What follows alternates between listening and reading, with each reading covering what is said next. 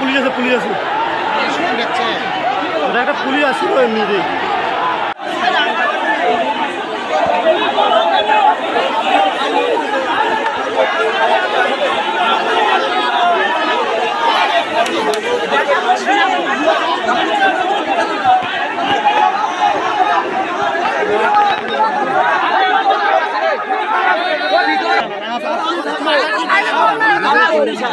পদ্মা সেতু, metro rail এবং elevated expressway নির্মাণের গর্বিত অংশীদার বসুন্ধরা সিমেন্ট।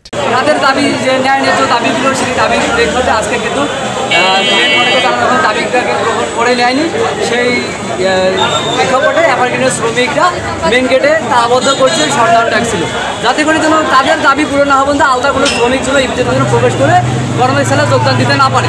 তো আমরা চাচ্ছি যে আজকে আমাদের শ্রমিক ভাই নিহত হলো কেন? কোম্পানি অনির্দিষ্টকালের জন্য বন্ধ ঘোষণা করা হয়েছে।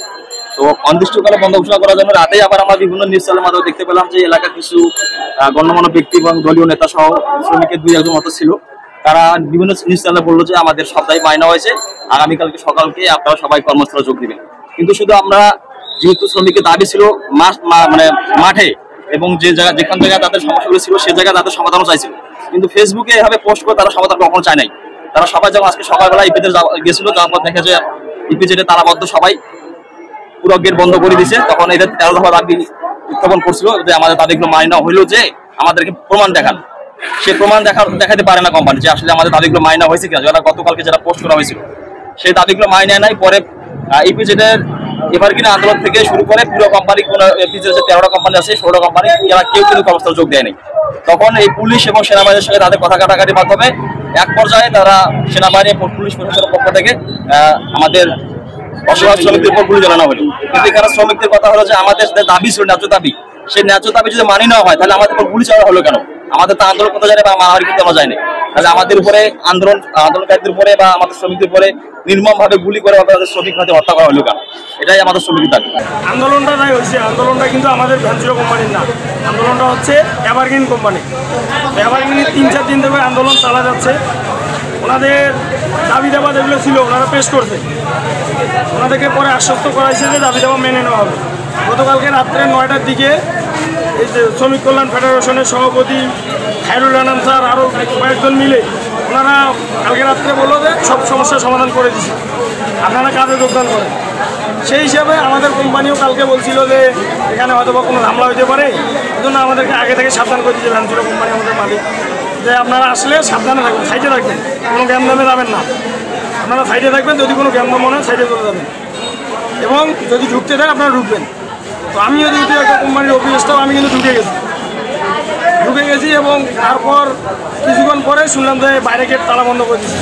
আমাদের অনেক লোক বাইরে আছে, পরে আমরা বাইরে আসছি, আসে দেখতেছি যে বাইরে থেকে কিছু ইটপাটকেল ছুটতেছে, তারপরে সেনাবাহিনী গুলি করা শুরু করে দিচ্ছে, সেনাবাহিনী পুলিশ গুলি করা শুরু করে দিচ্ছে। কিন্তু এখানে সমস্যাটা হচ্ছে এভারগ্রিন কোম্পানির না, সমস্যা হচ্ছে ব্যবসা। কারণ এখানে চালায় ওখানে ইপিজেড চালায় কে? ব্যবসা চালায়। ব্যবসা যদি বলে, কারণ ইপিজেডের ভিতরে 16টা কোম্পানি আছে, 16টা কোম্পানি যদি একটা কোম্পানি এক নিয়মে চলে তাহলে হবে না। ভ্যানচুরা কোম্পানি যেরকম রুলসে চলে, ভ্যানচুরা আজীবন কোনদিন আন্দোলন হবে না। 7 তারিখের মধ্যে বেতন দেয় এবং টিম মেম্বারের ক্যান্টিন আছে, খাবার পানি আছে, গরম হলে অনেক কিছু সুযোগ সুবিধা আছে। আমাদের প্রেগনেন্ট মহিলা আমাদের ভ্যানচুরাতে যেগুলো আছে ওখানে ওদের বসার সুযোগ সুবিধা আছে, 8 ঘন্টার উপর ওদের ডিউটি হবে না। মানে ভ্যানচুরা কোম্পানি 100% কমপ্লায়েন্স নিয়ে চলে, ওখানে কোনো আন্দোলন হবে না। কিন্তু এভারগ্রিন যেভাবে চলে ব্যবসার বিপরীতে চলে, অন্য কোম্পানির বিপরীতে। কারণ ওনাদেরকে শেল্টার দিচ্ছে অবশ্যই ব্যবসা ছাড়া তো অন্য কেউ শেল্টার দিতে পারবে না।